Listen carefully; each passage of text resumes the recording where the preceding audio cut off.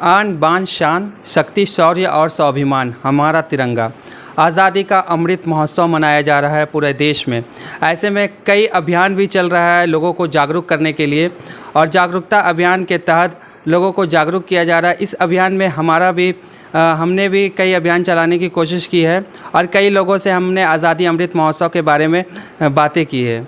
तो इस वक्त हमारे साथ बात करने के लिए doctor Ravindra Usha Singh charitable foundation की संस्थापक डॉक्टर उषा सिंह जी मौजूद है, जो कि कई ऐसे काम, कई गरीब लोगों को मदद भी किए हैं और कई बेज़ुबान जानवरों के लिए एक गौशाला भी बनाकर रखे हैं जहां बेज़ुबान जानवरों की सेवा भी की जाती है। तो इस वक्त हमारे साथ डॉक्टर उषा सिंह मौजूद है। सबसे पहले आपका बहुत बहुत स्वागत है। Thank you Afroz. आज़ादी अमृत महोत्सव मनाया जा रहा है, क्या कहना है? आज हम लोग के देश भारतवर्ष को आज़ाद हुए 75 वर्ष हो चुके हैं और इस अवसर पर हम लोग अपने देश में आज़ादी का अमृत महोत्सव मना रहे हैं। ये हमारे लिए और हमारे सारे देशवासियों के लिए बहुत ही खुशी और प्रसन्नता का अवसर है। और इसमें हम क्या बताएं, हम पूरे देशवासियों को बहुत बहुत शुभकामनाएं दे रहे हैं। बेरमो वासियों को और बेरमो समेत समस्त देशवासियों को बहुत सारी शुभकामनाएं, बधाई दे रही हूं मैं। और मैं चाहती हूं कि इस आज़ादी के अमृत महोत्सव में हर घर में लोग इसको बिल्कुल खुशी से, प्रसन्नता से इस महोत्सव को मनाएं। हम लोग आज़ादी से जुड़ी कई कहानियाँ किताबों में पढ़ चुके हैं और कई बार हम लोग जो है यूट्यूब में देखते हैं और बहुत सारे लोगों से जानने की कोशिश करते हैं। तो इसी कड़ी में आज़ादी अमृत महोत्सव के मौके पर हम भी कुछ कहानियाँ आज़ादी से जुड़ी, आपके दिमाग में कुछ कहानी है तो वो हमें बताएं। अफरोज, आज़ादी की कहानियाँ तो अनेकों हैं। आज़ादी की लड़ाई जब शुरू हुई थी तो ये सन 1857 से एक्चुअली में इसमें बिगुल फूंक दिया गया था, जिसमें जो सबसे बड़ी कहानी है वो महारानी लक्ष्मीबाई की है, जिन्होंने झांसी को, ना झांसी मेरा है और झांसी को मैं अंग्रेज़ों को नहीं दे सकती हूँ, इस बात पर उन्होंने अपना जोर दिया था। और अपने बच्चे को पीठ में गोद में टांग के उन्होंने अंग्रेज़ों से लड़ाई लड़ी थी, जिसकी कहानी हर कोई जानता है। अंग्रेज़ भी आज भी अपने इसमें लिखते हैं अपने संस्मरण में कि उनके जैसी मर्दानी कभी हमने ना देखी थी ना देखा है। तो उन्होंने बिगुल फूंका था आज़ादी की लड़ाई की। उसके बाद तो सैकड़ों साल आज़ादी के लिए हमारे देश के बहुत सारे लोग, हिंदू, मुस्लिम, सिख, ईसाई, सभी अपनी कुर्बानियाँ देते रहे और लड़ते रहे। बहुत सारी कहानियाँ हैं, इतनी कहानियाँ बताना तो बहुत मुश्किल है, पर जो इस कड़ी में जो सबसे बड़ा नाम था वो था नेताजी सुभाष चंद्र बोस, भगत सिंह, चंद्रशेखर आज़ाद, इशफाक उल्लाह खान और भी ऐसे बहुत सारे नाम थे। सभी नाम को मैं एकाएक नहीं बता सकती हूँ, लेकिन ऐसे बहुत सारे नाम थे जिनका नाम सामने आते ही आदमी स्वयं ही नतमस्तक हो जाता है, क्योंकि यदि उन्होंने कुर्बानी ना दी होती तो हमें आज़ादी नहीं मिली होती। और ऐसी ऐसी कहानियाँ तो बहुत, जालियांवाला बाग एक बहुत ज़बरदस्त कहानी है, जहाँ लोग अपना पूजा इबादत के लिए लोग वहाँ पर जमा हुए थे और अंग्रेज़ों ने गोली मार के सबको ख़त्म कर दिया था। तो कहानियाँ तो बहुत सारी हैं, बहुत दुख भरी कहानी है। एक एक घर के जवान बच्चे, जवान लड़के उसमें कुर्बान हुए हैं, बहुत सारी औरतें कुर्बान हुई हैं। तो इस तरह से हमें आज़ादी मिली है। कहानियाँ तो भरी पड़ी हैं अफरोज, बहुत सारी कहानियाँ कहने का भी इसमें ना मौका है ना समय है। जैसा कि आपने कहा कि बहुत सारी कहानियाँ हैं और कहानियाँ हम लोग सुनते भी और जानते भी हैं।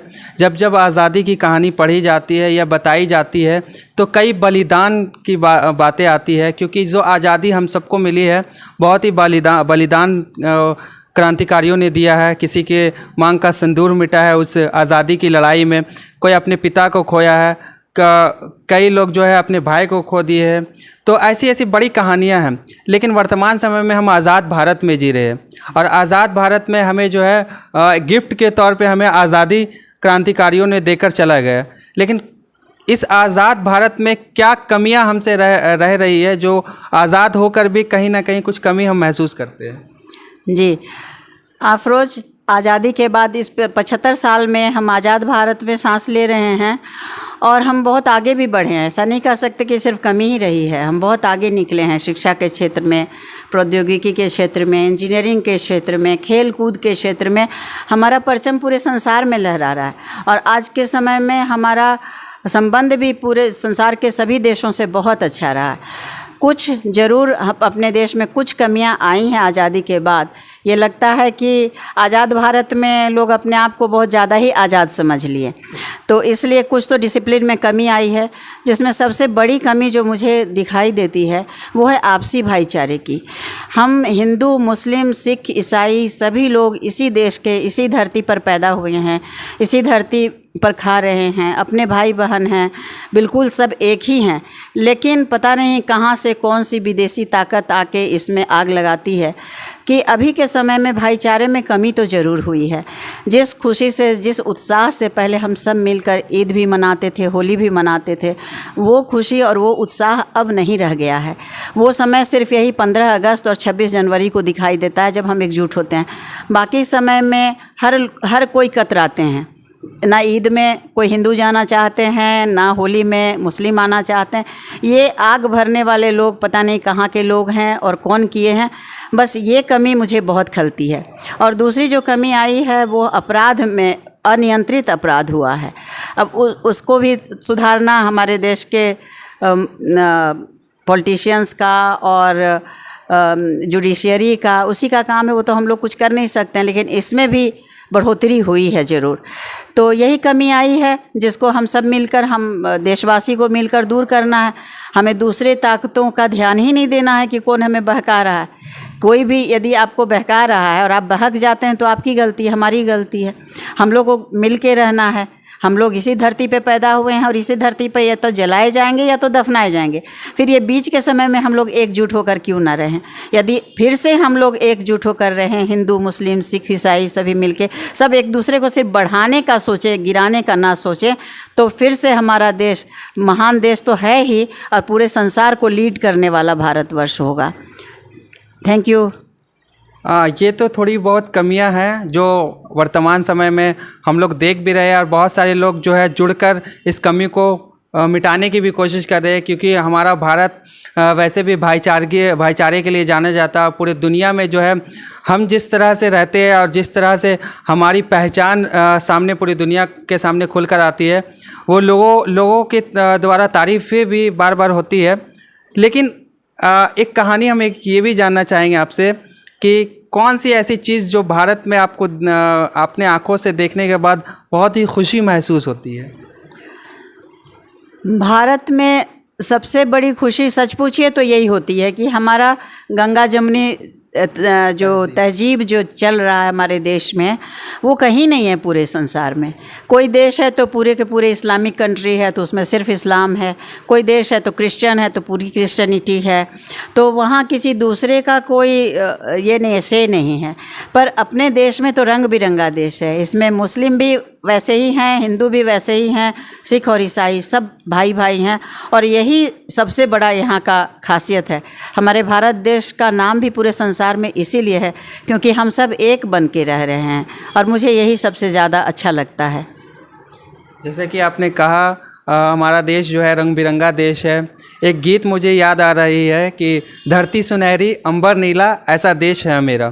तो आप भी गाते हैं, आपको कई बार हमने गाते सुना भी है। तो हम चाहेंगे कि इस अमृत महोत्सव के मौके पर हमारे दर्शकों को भी कुछ आप गाकर सुनाएं। हिंदू मुस्लिम सिख ईसाई हम वतन हम नाम हैं,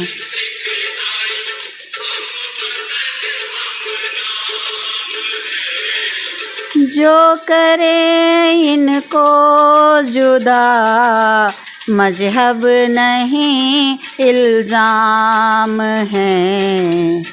हम जिएंगे और मरेंगे ऐ वतन तेरे लिए, दिया है जान भी देंगे ऐ वतन तेरे लिए, दिल दिया है जान भी देंगे ऐ वतन तेरे लिए। Thank you Afroz. बहुत बहुत शुक्रिया मैम, आपने अपना कीमती समय हमें दिया और आज़ादी के इस अमृत महोत्सव में इस अभियान में हमारा साथ जुड़कर आपने दर्शकों को कई संदेश दिया, इसके लिए बहुत बहुत शुक्रिया आपका।